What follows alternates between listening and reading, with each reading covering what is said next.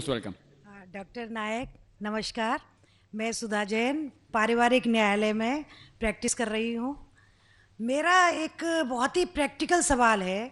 अभी आपने बताया कि हम महिलाओं के लिए, हमारे मुस्लिम धर्म में हम महिलाओं को बहुत 75% हम सम्मान देते हैं, उनके अधिकार हैं, उनके राइट्स हैं। तो मेरा एक सवाल ये है जो कि मैं आए दिन देखती हूँ कि जो आपके जो मुस्लिम धर्म के अनुसार जो तलाक का जो सिस्टम है, 3 बार तलाक देने के बाद उस पर जो इद्दत पीरियड का जो केवल मेंटेनेंस मिलता है, उसके बाद एक अनपढ़, एक ऐसी महिला जो अपना सोर्स ऑफ इनकम उसका कुछ भी नहीं है, उसको किसके सहारे पर छोड़ दिया जाता है। हमारा धर्म जो मुस्लिम धर्म है उसमें कोई ऐसी व्यवस्था कर दी जाए जिससे कि ऐसी महिलाओं को जीवन जो आसानी से कट सके। Thank you. बहन ने एक बहुत अच्छा सवाल पूछा। उन्होंने ये कहा कि इस्लाम मज़हब में जब किसी का तलाक होता है तो बहुत से अनपढ़ ख़वातीन जिन्हें इल्म नहीं होता, उनको जीने के लिए कुछ पैसा नहीं होता, तो कुछ ऐसा मेंटेनेंस जिस तरीके से होना चाहिए कि नहीं। जो इसके मेन वजह है जो आज के माशरे में ये हो रहा है वो है कि इस्लाम का कम इल्म होने के वजह से ये चीज़ हो रही है। अगर हर इंसान इस्लाम मज़हब को सही तरीके से समझ सके तो मैं ये कहना चाहता हूँ कि जो हुकूक ख़वातीन के इस्लाम में है वो कोई भी मज़हब में नहीं, कोई भी सोसाइटी में नहीं है। पहला चीज़ ये कि हम देखते हैं कि हमारे हिंदुस्तान के कल्चर में आमतौर पे किसी की शादी होती है जब, तो अक्सर औरत मर्द को दहेज देती है, उसे कहते हैं डाउरी, डाउरी देती है आमतौर पे। और इस्लाम में उल्टा है। इस्लाम में अल्लाह ताला फरमाते हैं सूरह निसा में सूरह नंबर 4 आयत नंबर 4 में कि जब भी आप शादी करो तो अपनी होने वाले बीवी को एक गिफ्ट दो, तोहफा दो। हम जिसे कहते हैं महर। महर निकाह होने के लिए फर्ज है। हमारे इस देश में आमतौर पे उल्टा होता है कि वो औरत होने वाले मर्द को दहेज देती है और मार्केट के ऊपर डिपेंड होता है। अगर वो डॉक्टर है तो मांगेगा 1 करोड़ रुपया या 10 लाख, डिपेंड कौन से इलाके से आता है। इंजीनियर है तो 5 लाख, ग्रेजुएट है तो 1 लाख, जैसे भेड़ बकरियों का बिकते हैं। और अफसोस की बात है कई मुसलमान भी इसको अमल करते हैं, बिल्कुल गलत है। इस्लाम में दहेज लेना औरत से जबरदस्ती बिल्कुल हराम है। उल्टा होने वाले शोहर को महर देना चाहिए और अपने बराबर का महर देना चाहिए। लेकिन अफसोस की बात है कि दहेज लेना छोड़िए, अगर हिंट भी देना, दहेज को हिंट देना कि मेरा बेटा मर्सिडीज कार में घूमना चाहता है, हिंट दे रहे कि उसको दहेज में मर्सिडीज कार चाहिए। मेरे बेटे को 4 बेडरूम फ्लैट में रहने की आदत है, इंडिकेशन, हिंट दे रहे कि मुझे दहेज में 4 बेडरूम का फ्लैट चाहिए। ये बिल्कुल इस्लाम में हराम है। जबरदस्ती मांगना, अगर खुशी से, अगर उस लड़की के वालिदैन कुछ देना चाहते तो आप ले सकते खुशी से, जबरदस्ती आप ले नहीं सकते। ना आप उसको हिंट दे सकते कि मुझे फ्लैट दो या पैसा दो। इस्लाम में उल्टा है। इस्लाम में औरत को महर मिलता है शादी में, और महर निकाह होने के लिए फर्ज है। और महर ये खुद औरत भी तय कर सकती है कि मैं तुमसे शादी करूंगी जब तक आप मुझे 1 लाख रुपया नहीं देंगे। वो अलग बात है कि वो गरीब शौहर है, गरीब आदमी बोलेगा मैं 1 लाख नहीं है, आप कोई दूसरे मर्द को ढूंढो, मैं दूसरी लड़की को ढूंढूंगा, ये भी जायज है। तो वो लड़की दूसरे शौहर को ढूंढेंगी, ठीक है ना।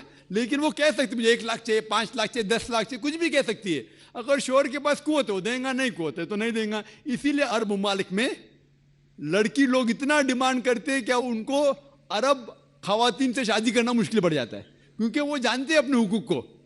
सूरह निसा की सूरह नंबर 4 आयत नंबर 20 के आयत में लिखा है कि आप उन्हें सोने का पहाड़ भी दे सकते हैं महर में, और आप उसे एक आयत भी सिखा सकते हैं, वो भी महर है। अगर आपके पास पैसा नहीं है और वो आदमी कहता है कि मेरे पास पैसा नहीं, मैं आपको कुरान शरीफ की आयत पढ़ के सुनाऊंगा, वो भी महर हो गया। तो महर की कोई हद नहीं है, ना नीची हद है ना ऊपर हद है। अपने अपने स्टेटस के अकॉर्डिंग वो महर तय कर सकते। और ये महर की कई वजह है। एक वजह है कि मिसाल के तौर पे اس لڑکی کے والدین نے اس کی پرورش کی, اسے گریجویٹ بنایا, تعلیم کے اوپر خرچہ کیا, تو مہر ملنے کے بعد اس عورت کی وہ اپنی جائیداد ہو جاتی ہے. وہ چاہے اپنے والدین کو دے, چاہے خود رکھے, یا اس کو کوئی بزنس میں لگا دے, کوئی تجارت میں لگا دے, اس کا حق ہے. تو مہر اس کی خود کی جائیداد ہے, وہ کچھ بھی کر سکتی ہے. اور مہر کا کوئی فکسڈ اماؤنٹ نہیں ہے, چھوٹا بھی ہو سکتا ہے, بڑا بھی ہو سکتا ہے. اور اس کے علاوہ یہ مہر اگر خدا نہ کرے, اللہ نہ کرے, اگر طلاق ہوتا ہے, ڈیورس ہوتا ہے, تو یہ مہر اس کے کام آ سکتا ہے. لیکن لوگ کو غلط فہمی ہے کہ مہر صرف طلاق کے لیے, ایسا نہیں بات ہے.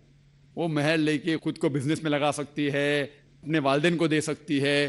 اور جہاں تک کہ اس کا خود کا سوال ہے, اسلام کے اندر جتنے فائنینشیل ایسپیکٹس ہے خرچہ اس کا, شادی کے پہلے ذمہ داری ہے اس کے والد کی اور اس کے بھائی کی, شادی کے بعد ذمہ داری اس کے شوہر کی اور اس کے بیٹے کی. آل فائنینشیل ایسپیکٹس, لاڈجنگ, بورڈنگ, کلودنگ, کھانا پینا, کپڑا, سب اس کو کمانے کی ضرورت نہیں.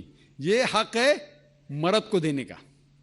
تو financially she is more strong, she is very strong financially. جہاں تک کہ مالی حالات میں اسلام میں عورت کا درجہ بہت اونچا ہے. جہاں تک کہ بہن نے سوال پوچھا کہ طلاق ہونے کے ٹائم پہ اسے مینٹیننس کیوں نہیں ملتا, بہت اہم سوال ہے. پہلے ہم یہ جان لیں کہ جب اللہ سبحانہ و تعالیٰ خواتین کو اتنے حقوق دیے, حقوق دینے کے باوجود اللہ سبحانہ و تعالیٰ عدل کرتے ہیں, جسٹ ہے. کیونکہ جب بھی طلاق ہوتا ہے گھاٹے میں جاتا ہے مرد اسلام میں زیادہ. کیونکہ جب طلاق ہوتا ہے اسے اگر وہ مہر نہیں دیا ہوگا دینا فرض ہو جاتا ہے, بھلے وہ مہر 50,000 ہو, 1 لاکھ ہو, 5 لاکھ ہو, 10 لاکھ ہو, وہ اسے طے کرنا چاہیے. جب مہر دیتا ہے تو عورت کا نقصان کچھ نہیں ہوتا. اور طلاق ہونے کے بعد آدمی بھی شادی کر سکتا ہے, عورت بھی شادی کر سکتی. جب طلاق ہو جاتا ہے اسے مہر تو مل جاتا ہے, جب نئی شادی کرتی ہے نیا مہر ملتا ہے. آپ سوچئے آدمی جب نیا شادی کرتا ہے اس کو نیا مہر دینے پڑتا ہے, تو آدمی نقصان میں ہے. اگر آپ یہ کہیں گے کہ طلاق ہونے کے بعد آدمی مینٹیننس بھی عورت کو دے, تو ہم کہیں گے یہ اللہ سبحانہ و تعالیٰ حق کے نہیں ہے, نعوذ باللہ. ایسا کر نہیں سکتے, نہیں تو مجھے لیکچر دینے پڑیں گا آدمی کے حقوق اسلام میں. میں اکثر تقریر کرتا ہوں عورتوں کے حقوق. لیکن جو لوگ اسلام کی بنیادی بات کو نہیں سمجھتے انہیں یہ غلط فہمی ہے کہ عورت کا نقصان ہو رہا ہے. عورت کا نقصان نہیں ہو رہا ہے.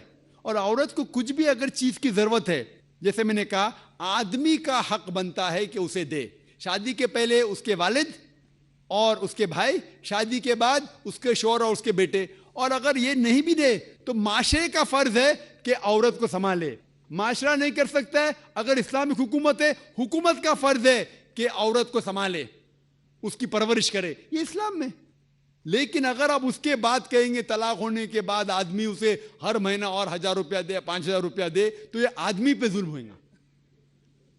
لیکن جو مہر طے ہوتا ہے شادی کے پہلے نکاح میں, کیا مجھے چاہیے 5 لاکھ روپیہ, اسے وہ سنبھال سکتی ہے.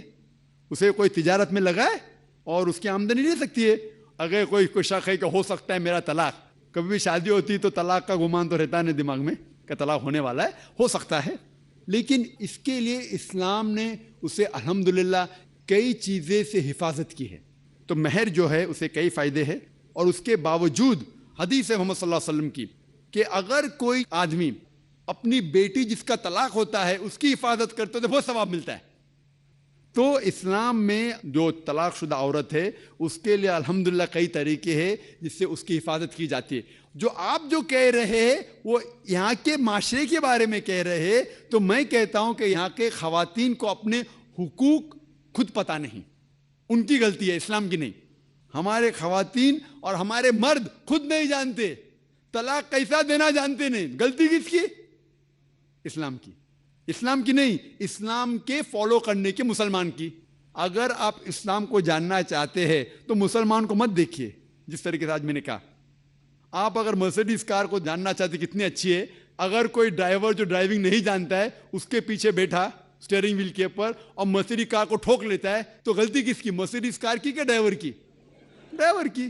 اسے مرسیڈیز کار چلانے آتا نہیں, تو اسی لیے اسلام کو اگر جاننا چاہیے تو آپ قرآن کو پڑھنا چاہیے اور صحیح حدیث کو.